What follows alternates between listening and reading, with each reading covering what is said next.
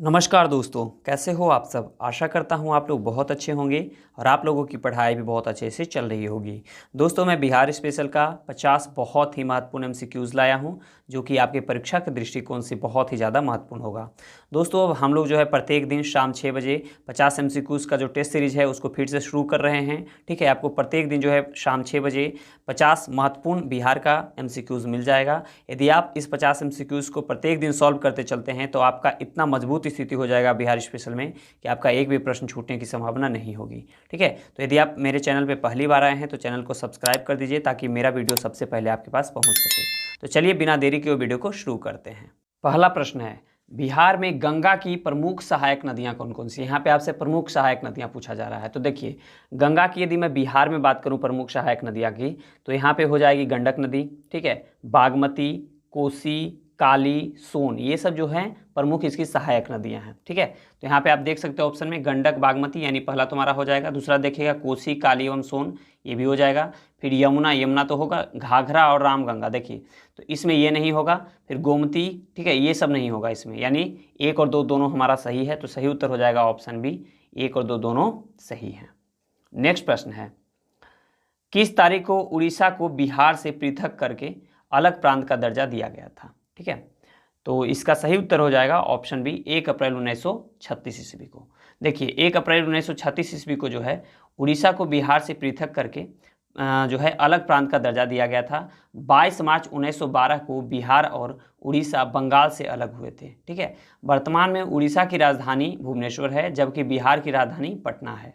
22 मार्च को बिहार का, जबकि 1 अप्रैल को उड़ीसा का जो है स्थापना दिवस मनाया जाता है। बिहार का स्थापना दिवस 22 मार्च को मनाया जाता है और उड़ीसा का जो है स्थापना दिवस 1 अप्रैल को मनाया जाता है। ठीक है, नेक्स्ट प्रश्न है, अधिकतम कर उद्योग किस जिले में है। ठीक है, अधिकतम जो है कर उद्योग किस जिले में है। तो इसका सही उत्तर हो जाएगा ऑप्शन सी, पूर्णिया में। कहाँ हो जाएगा, पूर्णिया में। नेक्स्ट प्रश्न है, निम्नलिखित में से कौन सा एक बिहार की अर्थव्यवस्था के मामले में सही है। तो देखिए, पहला हमारा ऑप्शन दिया गया है कि अर्थव्यवस्था का व्यावसायिक ढांचा ऊपर से स्थिर है, बिल्कुल यह सही है।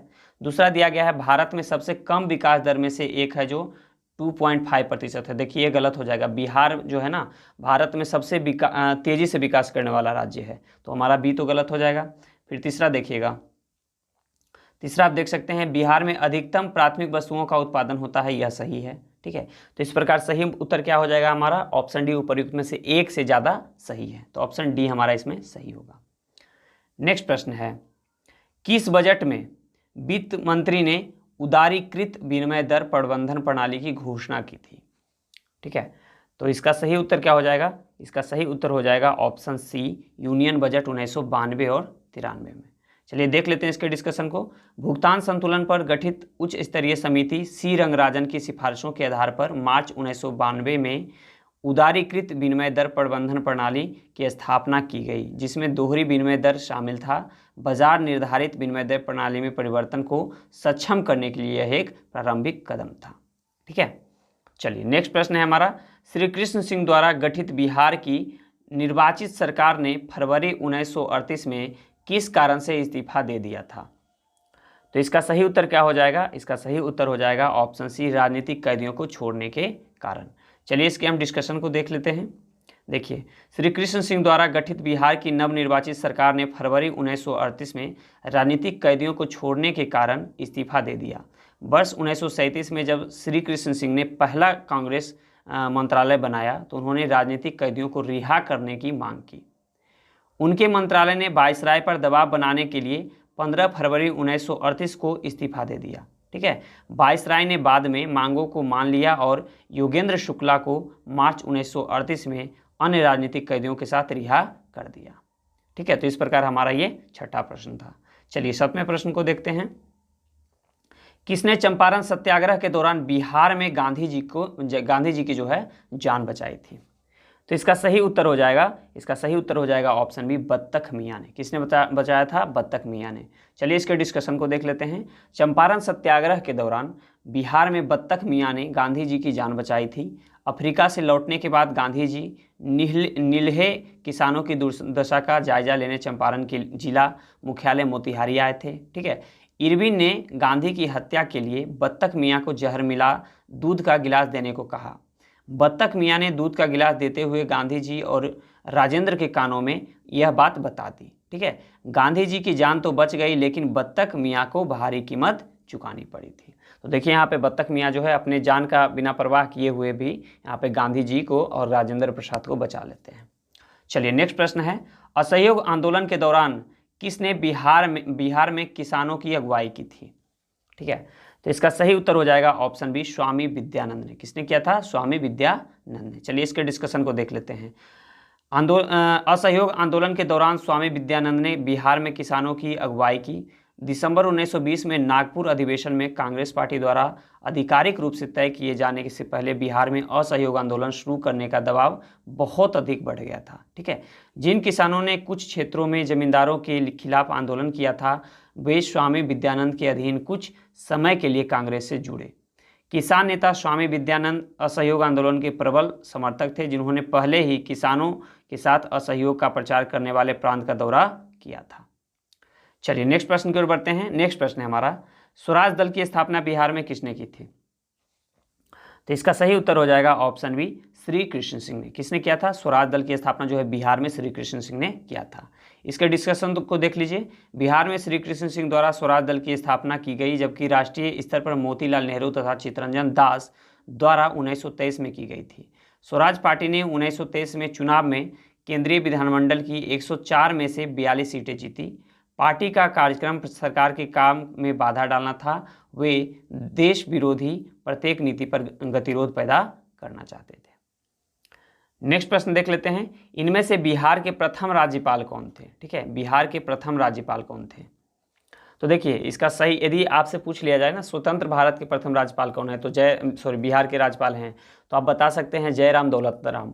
बट यहाँ पे पूछा गया है प्रथम राज्यपाल ना, तो स्वतंत्रता से पहले भी तो कोई राज्यपाल रहे होंगे। जब उड़ीसा के विभाजन हुआ था बिहार से जब उड़ीसा अलग हुई थे, तो बिहार का जो राज्यपाल बने थे वे बने थे सर जेम्स डेविड शिप्टन। कौन बने थे? Sir James David Shipton. तो इस प्रकार इसका सही उत्तर हो जाएगा ऑप्शन बी। वहीं पे देखिए स्वतंत्रता के बाद पूछता तो जयराम दौलत राम होते बिहार के राज्यपाल। ठीक है, नेक्स्ट प्रश्न है, महात्मा गांधी एंड बिहार सम रेमनिसेंसेस के लेखक कौन थे? तो इसका सही उत्तर हो जाएगा option A doctor Rajendra Prasad. कौन थे? डॉक्टर राजेंद्र प्रसाद। ठीक है, चलिए नेक्स्ट प्रश्न देख लेते हैं। बिहार का सबसे पुराना गिरजाघर कौन सा है? तो इसका सही उत्तर हो जाएगा ऑप्शन ए, पादरी की हवेली। ओके, नेक्स्ट प्रश्न है, दिवंगत अभिनेता कुमुदलाल गांगुली, जिन्हें उनके मंचीय नाम अशोक कुमार से भी जाना जाता है, का जन्म बिहार के निम्नलिखित में से किस शहर में हुआ था? यानी अशोक कुमार का जन्म जो है किस शहर में हुआ था? तो इसका सही उत्तर हो जाएगा ऑप्शन सी, भागलपुर में। कहाँ हुआ था? भागलपुर में। नेक्स्ट प्रश्न है, 1940 में पटना महिला महाविद्यालय की स्थापना निम्नलिखित में से किस समाज द्वारा की गई थी? ठीक है, यहाँ पे समाज के बारे में पूछा जा रहा है।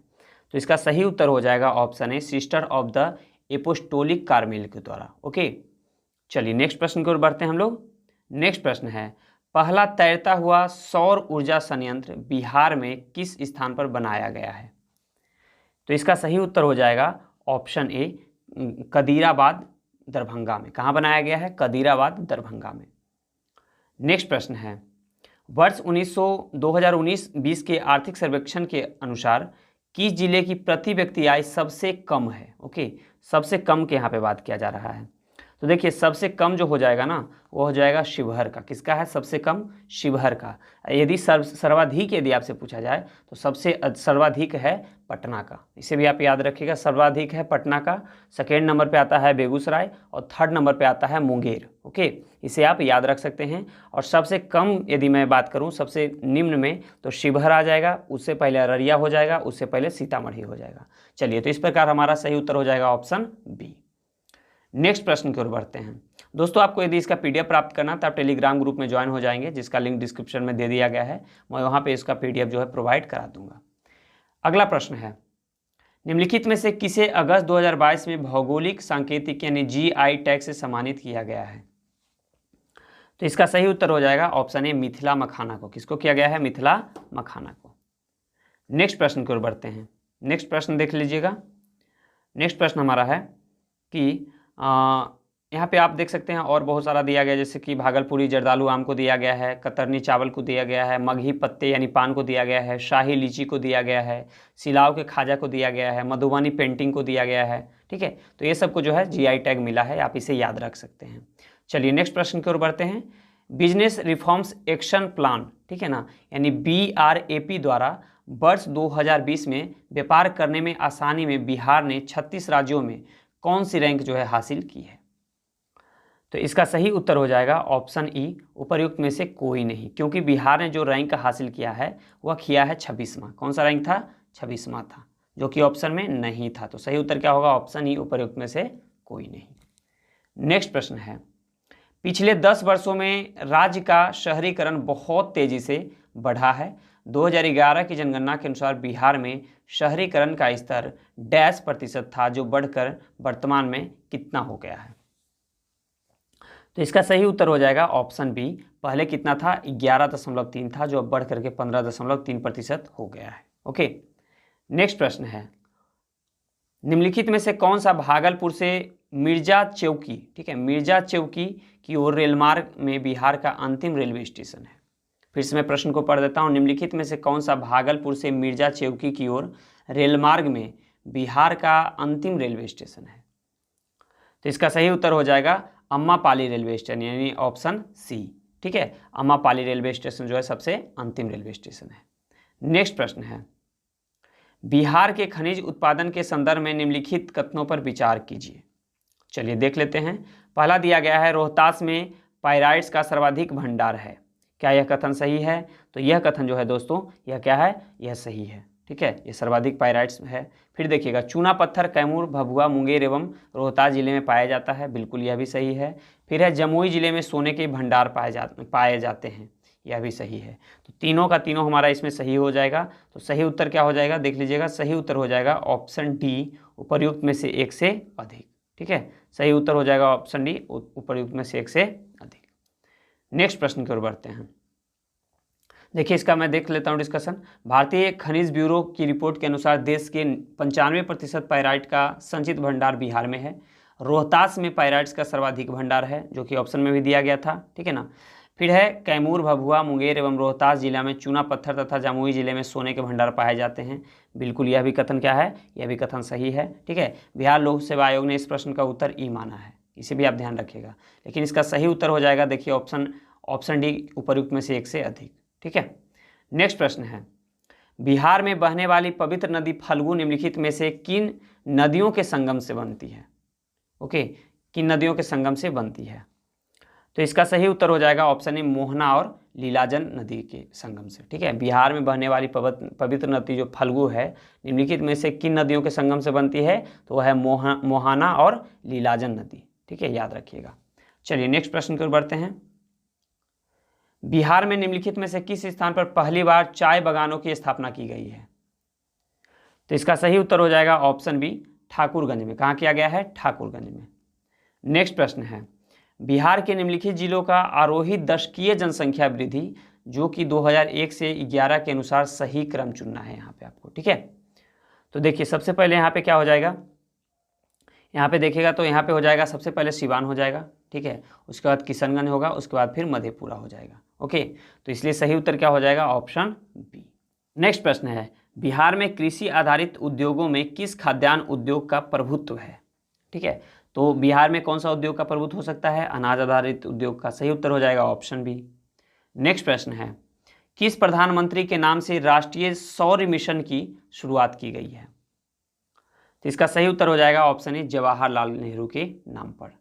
जैसा कि आप देख सकते हैं, जवाहरलाल नेहरू के नाम से राष्ट्रीय सौर मिशन की शुरुआत वर्ष 2009 में की गई थी। ठीक है, इसका उद्देश्य वर्ष 2022 तक 20,000 मेगावाट क्षमता वाले ग्रिड नीतिगत कार्य योजना का विकास करना है। नेक्स्ट प्रश्न है, बिहार आर्थिक सर्वेक्षण 2020-21 के अनुसार ग्रामीण बिहार में महिला श्रमिकों की संख्या का अनुपात क्या था? तो इसका सही उत्तर हो जाएगा ऑप्शन बी, 4%। कितना था? 4%। नेक्स्ट प्रश्न है, 1942 ईस्वी में किस त्यौहार के अवसर पर जयप्रकाश नारायण हजारीबाग जेल से निकल भागे थे? तो इसका सही उत्तर हो जाएगा क्या? इसका सही उत्तर हो जाएगा ऑप्शन डी। इस क्वेश्चन को मैं जो है पहले भी एक सेट में करा चुका हूँ, तो आप लोगों को याद होगा। तो इसका सही उत्तर क्या होगा? Option D, Diwali. देख लीजिए, इसका मैं डिस्कशन भी पढ़ देता हूँ। भारत छोड़ो आंदोलन के दौरान जयप्रकाश नारायण को गिरफ्तार करके हजारीबाग जेल में रखा गया था। 11 नवंबर 1942 को दीपावली के दिन यहाँ अधिक संख्या में सुरक्षाकर्मी छुट्टी पर थे। जयप्रकाश नारायण हजारीबाग जेल से भागने में सफल हो गए थे और ये जो है यहाँ से भाग करके नेपाल चले गए थे। ठीक है, चलिए नेक्स्ट प्रश्न की ओर बढ़ते हैं। नेक्स्ट प्रश्न है, देखिए जैसा कि यहाँ दिया गया है, 5 जून 1974 को जयप्रकाश नारायण ने इंदिरा गांधी के खिलाफ संपूर्ण क्रांति का आह्वान किया था। जयप्रकाश नारायण को मरणोपरांत 1999 में भारत रत्न से सम्मानित किया गया था। इसे भी आप याद रख सकते हैं। नेक्स्ट प्रश्न है, खुदीराम बोस ने किस स्थान पर किंग्सफोर्ड की हत्या का प्रयास किया था? तो इसका सही उत्तर हो जाएगा क्या? इसका सही उत्तर हो जाएगा ऑप्शन सी, मुजफ्फरपुर में। मैं ये प्रश्न भी ऑलरेडी सेट में करा चुका हूँ, तो इसलिए इसका सही उत्तर क्या होगा? Option C. चलिए नेक्स्ट प्रश्न की ओर बढ़ते हैं। आजाद दस्ता बिहार में किस आंदोलन के दौरान सक्रिय रहा था? ठीक है, आजाद दस्ता। तो इसका सही उत्तर हो जाएगा ऑप्शन डी, भारत छोड़ो आंदोलन के समय। देखिए इसका डिस्कशन देख लीजिए। भारत छोड़ो आंदोलन के समय जयप्रकाश नारायण के नेतृत्व में नेपाल के राजबिलास जंगल में आजाद दास्ता नामक संगठन का कार्यालय खोला गया, जिसके माध्यम से युवा क्रांतिकारियों को प्रशिक्षण दिया जाता था। आजाद दास्ता का मुख्य उद्देश्य युद्ध कार्यों में सरकार को बाधा पहुंचाना था।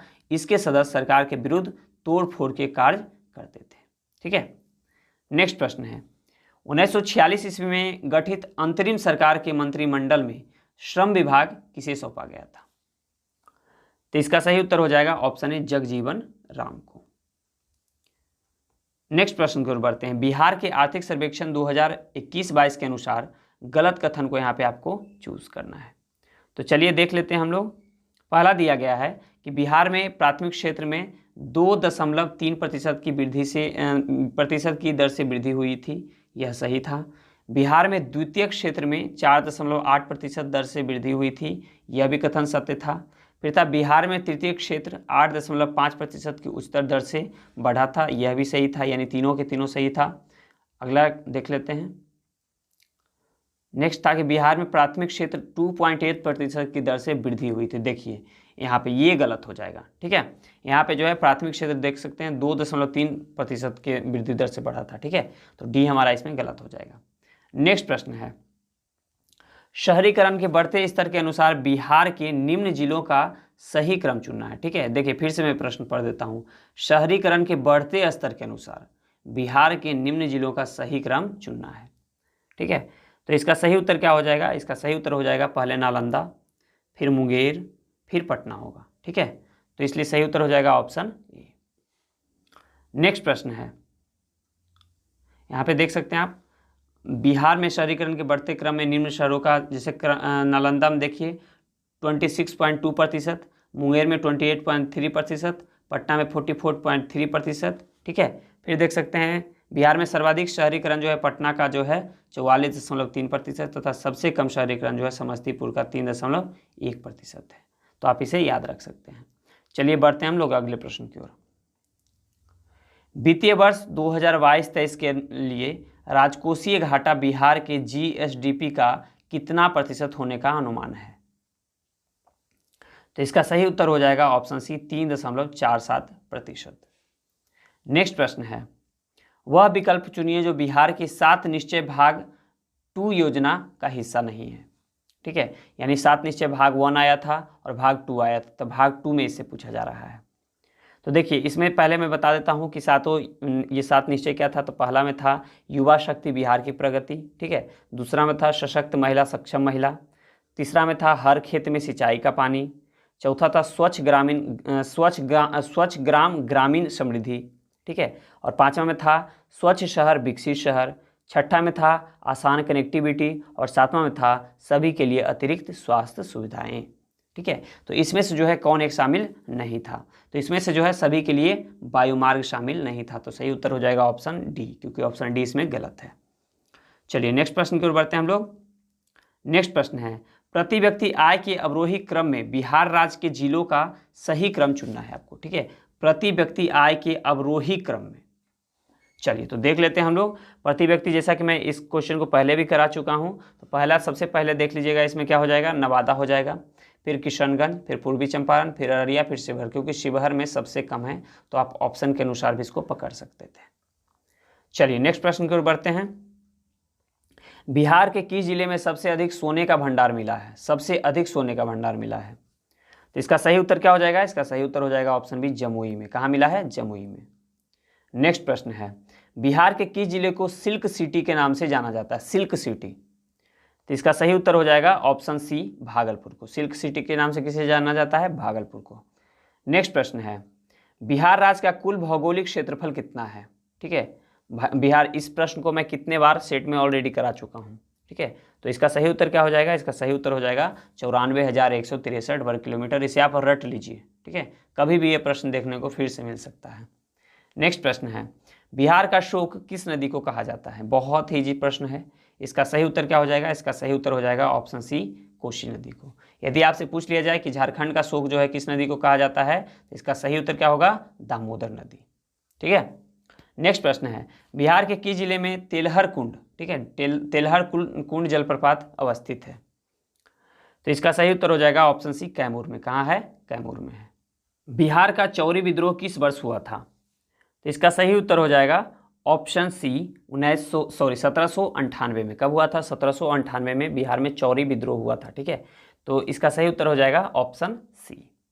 नेक्स्ट प्रश्न है, किस वर्ष उड़ीसा को बिहार से पृथक किया गया था? तो इसका सही उत्तर क्या हो जाएगा, इसका सही उत्तर हो जाएगा ऑप्शन बी, 1936 ईस्वी में। नेक्स्ट प्रश्न है, बिहार में तुर्क सत्ता का वास्तविक संस्थापक कौन था? तुर्क सत्ता का यहाँ पूछा जा रहा है। ठीक है, तो इसका सही उत्तर क्या हो जाएगा, इसका सही उत्तर हो जाएगा इब्न बख्तियार खिलजी। कौन हो जाएगा, इब्न बख्तियार खिलजी जो है तुर्क सत्ता का वास्तविक संस्थापक था। नेक्स्ट प्रश्न है, बिहार के प्रथम भारतीय गवर्नर कौन थे? बिहार के प्रथम भारतीय गवर्नर। ठीक है, तो इसका सही उत्तर क्या हो जाएगा, इसका सही उत्तर हो जाएगा ऑप्शन ए, सत्येंद्र प्रसन्न सिन्हा। बिहार के प्रथम भारतीय गवर्नर कौन थे? सत्येंद्र प्रसन्न सिन्हा थे। चलिए इसके डिस्कशन को देख लेते हैं हम लोग। सत्येंद्र प्रसन्न सिन्हा को भारतीय संविधान में संशोधन के लिए मॉन्टेग्यू चेम्सफोर्ड प्रस्तावों के आधार पर बने भारत सरकार अधिनियम 1919 में हाउस ऑफ लॉर्ड्स में पारित करवाया। ठीक है, वर्ष 2020 में इन्हें बिहार और उड़ीसा का गवर्नर नियुक्त किया गया। ब्रिटिश शासन में इस पद पर आसीन होने वाले पहले भारतीय थे सत्येंद्र प्रसन्न सिन्हा। नेक्स्ट प्रश्न है, बिहार के ऋतिक आनंद ने ब्राजील में आयोजित 24वें समर डेफ बैडमिंटन ओलंपिक में भारत के लिए कौन सा पदक जीता? तो इसका सही उत्तर हो जाएगा ऑप्शन ए, स्वर्ण पदक जीता था। ठीक है, चलिए तो देख लीजिए, जब कोई भी, यदि बिहार का कोई भी व्यक्ति कोई भी पदक जीतता है तो वो पूछा जाता है प्रश्न, तो इसलिए आप एक बार देख लीजिएगा कि जो है अभी तक कौन कौन से पदक बिहार के व्यक्ति ने जीता है। ठीक है, क्योंकि ये सब प्रश्न यहाँ बीपीएससी में पूछे जाते हैं। ऐसे मैं ऑलरेडी जो है बिहार करंट अफेयर्स का एक वीडियो और बना चुका हूँ। ठीक है, और मैं एक वीडियो और लाने का कोशिश करूँगा जिसमें कि ये सितंबर अक्टूबर तक का पूरा सितंबर तक का कवर हो जाएगा, ताकि जो भी टीचर्स का एग्जामिनेशन देने जा रहे हों वो भी इस वीडियो को देख सकते हैं। चलिए नेक्स्ट प्रश्न की ओर बढ़ते हैं हम लोग। हाल ही में बिहार में किस स्थान पर उत्तर भारत का पहला बर्ड रिंगिंग स्टेशन खोला गया है? ठीक है, तो इसका सही उत्तर हो जाएगा ऑप्शन ए, भागलपुर में। भागलपुर में जो है बर्ड रिंगिंग स्टेशन खोला गया था। नेक्स्ट प्रश्न है, निम्न में से किस में बिहार में गिद्ध संरक्षण योजना शुरू की है? निम्नलिखित में से किसने जो है बिहार में गिद्ध संरक्षण योजना शुरू की है? तो इसका सही उत्तर हो जाएगा वाल्मीकि टाइगर रिजर्व में। ओके, नेक्स्ट प्रश्न की ओर बढ़ते हैं, यानी 49 नंबर हमारा प्रश्न है। सूची 1 को सूची 2 से आपको यहाँ पे मिलान करना है। ठीक है, चलिए हम लोग देख लेते हैं। तो पहला देख लीजिएगा कि यहाँ पे दिया गया है कि बिहार के राज्यपाल कौन थे। चलिए देख लेते हैं, हम लोग मिला लेते हैं। तो बिहार के राज्यपाल पूछा गया था, तो उस समय जो है ना बिहार के राज्यपाल कौन थे? वो थे श्री फागू चौहान। ठीक है, अभी कौन है? तो अभी का वर्तमान जो, अभी मैं वर्तमान राज्यपाल की बात करूं तो अभी है विश्वनाथ अर्लेकर। ओके, इसे भी आप याद रख सकते हैं। नेक्स्ट है, बिहार के मुख्य न्यायाधीश कौन थे? तो बिहार के जो मुख्य न्यायाधीश थे वह थे संजय करोल। ओके, बिहार के मुख्य न्यायाधीश संजय करोल थे। बिहार के मुख्यमंत्री श्री नीतीश कुमार थे और बिहार के मुख्य चुनाव अधिकारी श्री M.R. श्रीनिवास थे। चलिए, तो इस प्रकार इसका सही उत्तर हो जाएगा ऑप्शन सी। ठीक है। नेक्स्ट प्रश्न है, बिहार से किसे 2022 में दादा साहब फाल्के भारतीय टेलीविजन पुरस्कार से सम्मानित किया गया? तो इसका सही उत्तर हो जाएगा ऑप्शन बी, दीप श्रेष्ठ को। किसे किया गया? दीप श्रेष्ठ को।